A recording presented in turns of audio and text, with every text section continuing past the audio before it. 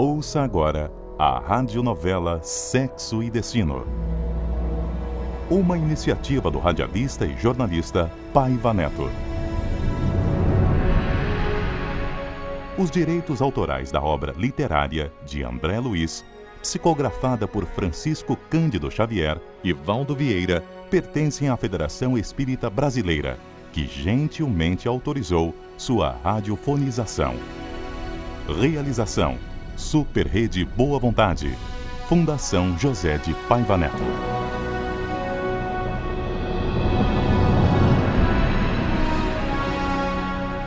No capítulo anterior, acompanhamos a desencarnação de Dona Beatriz, a presença, as reflexões de Dona Márcia sobre a ligação de Nemésio e Marina, e um fato que passa a fazer parte do cotidiano das famílias Torres e Nogueira: uma atração sensual entre o viúvo Nemésio e Dona Márcia, esposa de Cláudio. Sexo e destino, amor e consciência, liberdade e compromisso, culpa e resgate, lar e reencarnação. Uma comovente história nascida na dura forja da realidade cotidiana.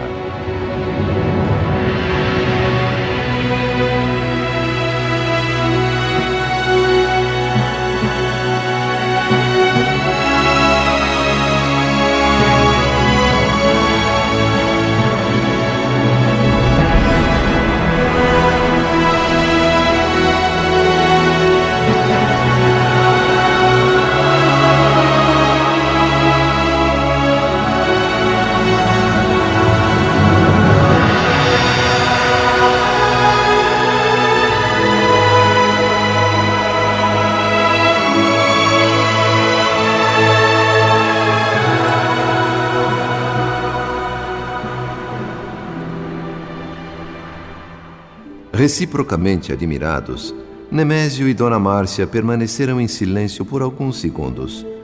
O ambiente em volta, estrategicamente preparado pela dona da casa para receber um amigo enlutado com enfeites discretos, hortênsias azuis e um conjunto de peças em roxo para o café, perdia agora um pouco do sentido. Parecia também distante, desnecessária, toda aquela palestra formal do início, em que trocaram sentimentos quanto às respectivas tristezas, o passamento de Dona Beatriz e o acidente com Marita. O bom senso, porém, falou mais alto, e os ânimos retrocederam a níveis adequados à dignidade de um homem visitando sua futura sogra, mesmo ela não enxergando nele o futuro genro. Não há motivo para aflições, Dona Márcia. O que tenho de melhor hoje está à disposição de Marina. Além de toda a minha consideração, a sua filha desfruta de total liberdade em minha casa. Faz o que quer, gasta o que quer, dorme onde quer, sem que ninguém a incomode. É dona de nossa absoluta intimidade.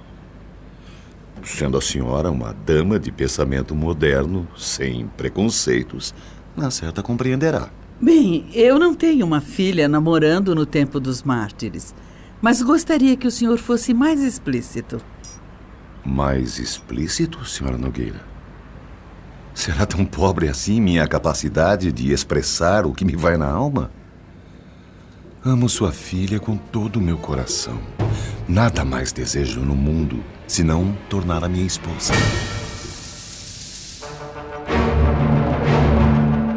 A declaração, assim escancarada, foi o golpe de misericórdia.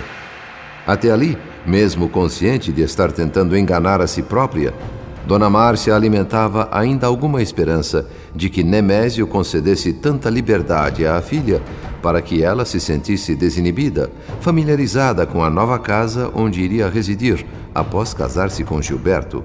Mas o velho não a queria para a nora, e sim para a esposa. Haverá, por certo, alguma deselegância no que vou dizer, Dona Márcia, mas me parece necessário, uma vez que se trata do futuro de Marina. Sou um homem de posses. Não sei a que ponto a senhora está informada a meu respeito. Talvez queira saber algo sobre o patrimônio que possuo.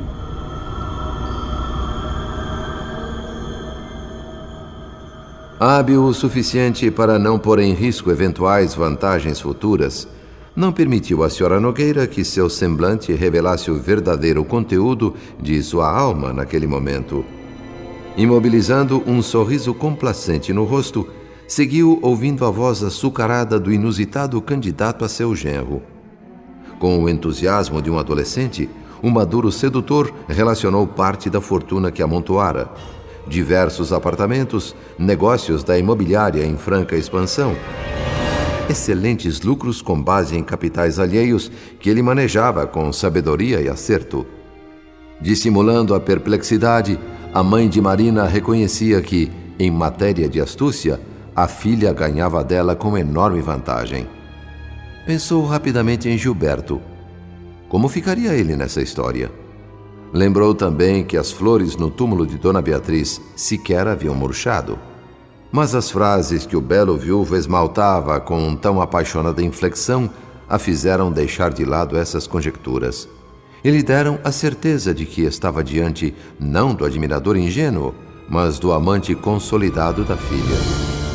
Nemésio não era, entretanto, um partido que se desprezasse. Mulher experiente, Dona Márcia levou em conta imediatamente esse aspecto e todas as possibilidades embutidas. A campainha estridente do telefone interrompeu as cogitações da senhora Nogueira. Alô? Reclamavam sua presença no hospital. O estado de saúde de Marita havia piorado e Cláudio não apresentava condições psicológicas para administrar a situação. Nova oportunidade para um cavalheiro bem formado como Nemésio Torres produzir gentilezas. Solícito, ofereceu-se para levar a dama até o hospital em seu carro. Além do prazer de acompanhá-la, como fez questão de afirmar, serviria o ensejo para visitar a jovem acidentada e levar um abraço pessoal ao pai de Marina, a quem já considerava um amigo e familiar. Aflita com a notícia, Dona Márcia aceitou. Sem que suspeitassem, entrei com eles no luxuoso automóvel na condição de terceiro passageiro. O aspirante a genro de Cláudio mostrava-se sisudo ao volante, em respeitoso silêncio à dor que, por certo, estaria sentindo aquela mãe colhida pela tragédia. A senhora Nogueira, quieta por fora, mas inquieta por dentro, apreciava o porte elegante e másculo do Sr. Torres e indagava-se por que razão Marina preferira o filho ao pai. Afinal, um homem tão gentil, dinheiroso e simpático oferecia muito mais independência e posição. Concluiu, por fim, que a juventude não tinha lógica. Minutos depois, já no hospital, habilmente evitou que Nemésio percebesse que ela estava ali pela primeira vez e representou, aos olhos dele, um símbolo vivo de ternura materna. Abatido, Cláudio acolheu os recém-chegados. Sem nunca terem sido apresentados, conhecia bem Nemésio. Quantas vezes, revoltado, vira a própria filha em companhia daquele velhote, exibida como troféu, conquistado em noites vazias de alegres lupanares. E para evitar desacatos, fugira, discreto e humilhado, sem aplicar nele o merecido murro. Mas o patife de uns dias antes parecia diferente agora. Profundas modificações na maneira de ver as pessoas operavam-se em Cláudio. Consciente de estar passando por um teste de compreensão e tolerância, olhava aquele homem com sentimentos novos.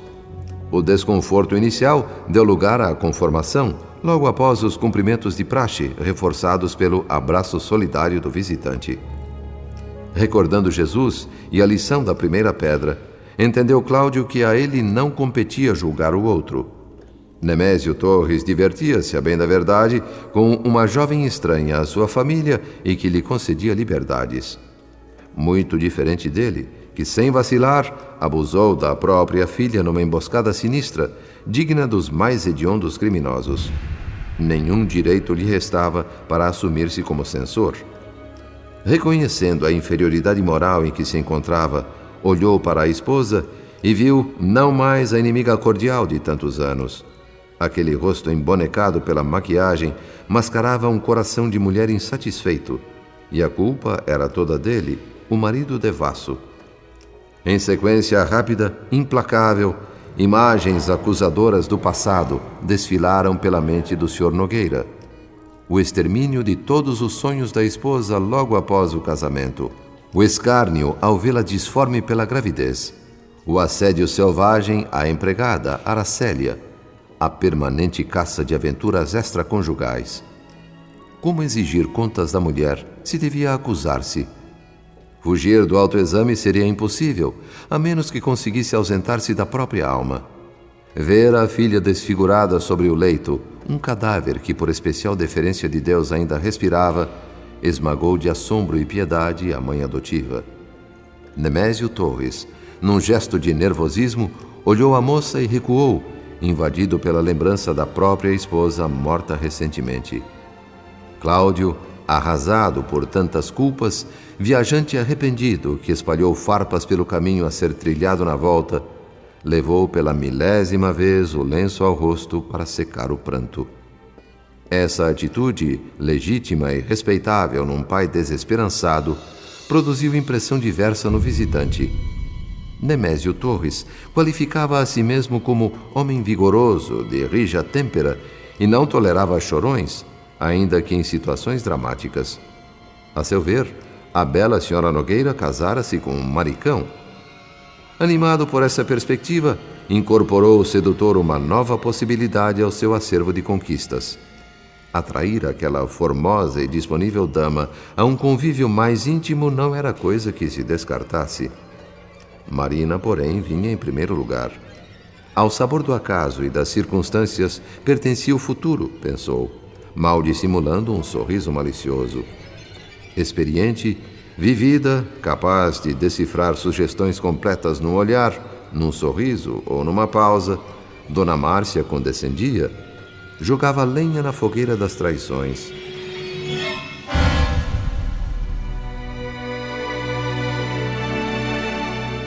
Após a visita ao hospital, Nemésio retornou à sua casa, esforçando-se para fugir à influência da sedutora sogra, que, apesar de seus encantos, ocupava papel secundário no romance de amor em curso. A protagonista, sem dúvida, era a filha. O banho revigorante entre sais aromatizados, o pijama de seda, os chinelos de couro macio, a checagem final no espelho. Tudo pronto para o ato seguinte: surpreender Marina no quarto que ela ocupava, abraçá-la e beijá-la para dissipar de vez os pensamentos intrometidos que a mãe da noiva provocava nele. Caminhou silencioso pelo corredor e suavemente girou a maçaneta abrindo a porta. Surpresa por surpresa, a maior foi reservada a ele. Assombrado, fez força para não cair diante do que viu. Num abraço apaixonado, efusivo, Gilberto e Marina trocavam um beijo que só o cinema, em suas produções mais ousadas, tinha a coragem de mostrar. O filho, de costas para a porta, não viu o pai. Marina, de frente, encarou por 2 segundos o rosto crispado do velho e desmaiou. Como um cão espancado em crise de asfixia, apoiando-se nas paredes do corredor, o Sr. Torres fugiu imediatamente dali, trancou-se no próprio quarto e atirou-se na cama arrasado. Contradições explodiam-lhe no cérebro em fogo. Como decifrar tal enigma? Seria o filho um degenerado a se aproveitar da moça doente? Ou dividia-se a jovem pelos dois? Doía-lhe o peito, suava frio, sufocava-se.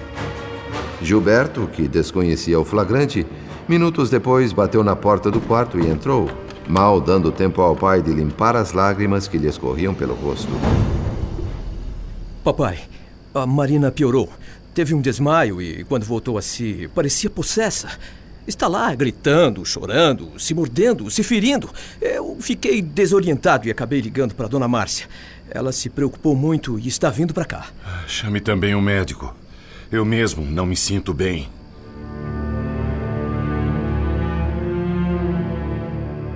A mim, como observador interessado em auxiliar, o quadro parecia claro.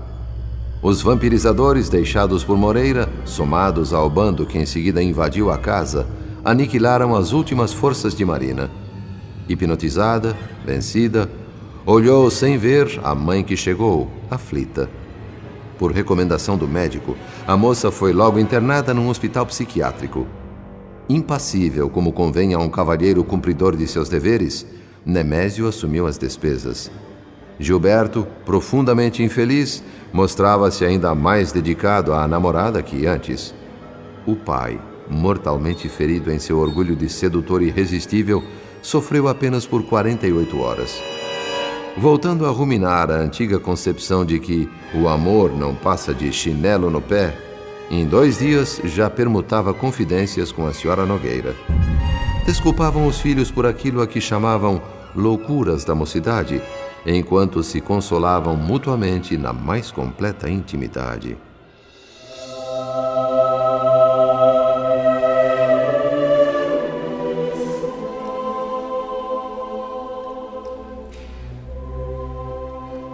Duas semanas depois do acidente, Marita foi preparada para a desencarnação. Desligava-se a menina pouco a pouco de todas as relações com o mundo físico. Imóvel, mas inteiramente lúcida, valia-se do apoio magnético ministrado por Moreira para vislumbrar as primeiras luzes do plano espiritual. A revolta contra o pai é que teimava em não se deixar morrer. Cláudio assumira com abnegação a tarefa de manter a filha tão aciada quanto possível, limpando-lhe as excreções expelidas pelo corpo sem controle. Atrelada pelo destino ao homem que odiava, a moça, desesperada, clamava interiormente contra a situação que julgava injusta. Por que um castigo tão pesado? Por que eu tenho que ficar imóvel, sofrendo essa humilhação? Ai, as mãos que ele usa para limpar meu corpo agora. Antes não me respeitavam como filha. De que adianta um pai degenerado falar em Deus, quando nada mais pode fazer para consertar seu erro? Perdoe, Marita. Perdoe.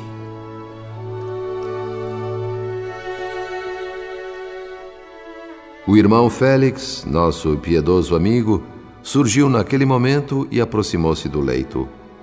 A jovem registrou o comovente apelo, que por alguma razão a fez lembrar-se da mãezinha querida. Só o amor materno voltaria do túmulo para insuflar piedade em seu coração revoltado, pensou. Enterneceu-se. Não via mais, dali por diante, a mão paterna em seu rosto como o gesto aviltante de outrora. Entre afagos, orações e uma ternura reverente, voltava Cláudio ao papel legítimo que a vida lhe reservara, o de pai. O que mais posso fazer? Não conheço o caminho após a morte, mas sinto que é melhor esquecer aqui as mágoas e afrontas. Ele, ao contrário, talvez carregue lembranças amargas pelo resto de sua vida. Reconheço agora e sinto pena do infeliz que eu não sabia ser meu pai. Sem encontrar refúgio no próprio lar, não seria ele um doente confuso buscando lenitivo? Um louco sujeito a crises perigosas? Enfim, um enfermo carente de compreensão e tratamento. Sim, eu perdoo. Esse homem, apesar e acima de tudo, é meu pai.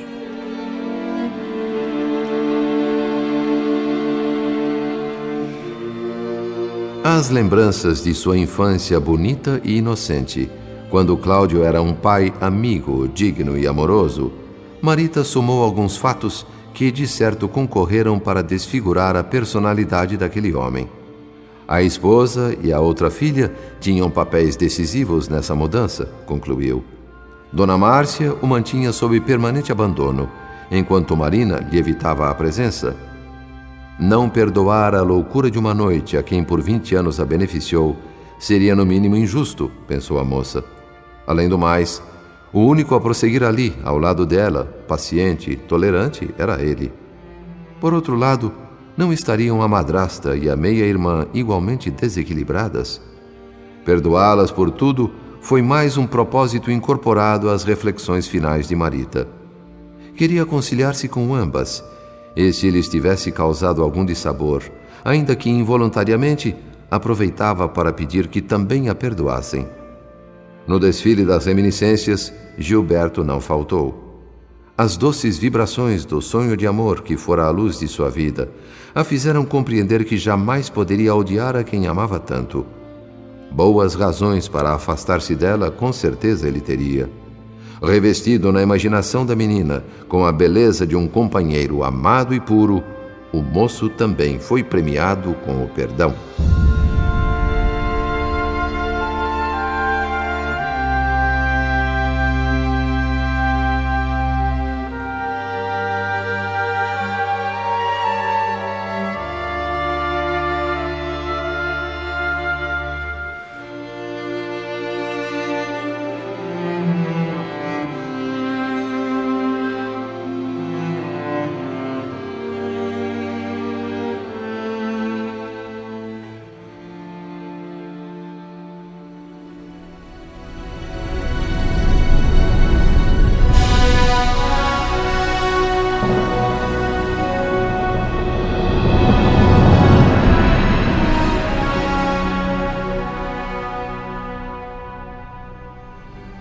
Radionovela Sexo e Destino. Uma iniciativa do radialista e jornalista Paiva Neto. Os direitos autorais da obra literária de André Luiz, psicografada por Francisco Cândido Xavier e Valdo Vieira, pertencem à Federação Espírita Brasileira, que gentilmente autorizou sua radiofonização. Participaram do capítulo de hoje Hélio Vacari, Arlete Montenegro, Antônio Moreno, Orlando Vigiani, Nair Silva e Carlos Silveira. Adaptação para o rádio, Paulo Figueiredo. Técnicos de gravação e montagem, José Nilton Tonin e Arthur Fraga Pereira. Sonoplastia, Márcio Brasílio e José Nilton Tonin. Técnico de mixagem e masterização, Arthur Fraga Pereira. Supervisão, Marco D'Ameto. Direção de estúdio e direção geral, Arlete Montenegro. Realização, Super Rede Boa Vontade. Fundação José de Paiva Neto.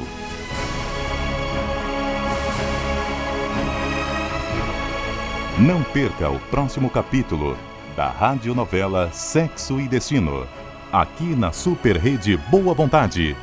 Compromisso com a família. Espiritualidade ecumênica em primeiro lugar.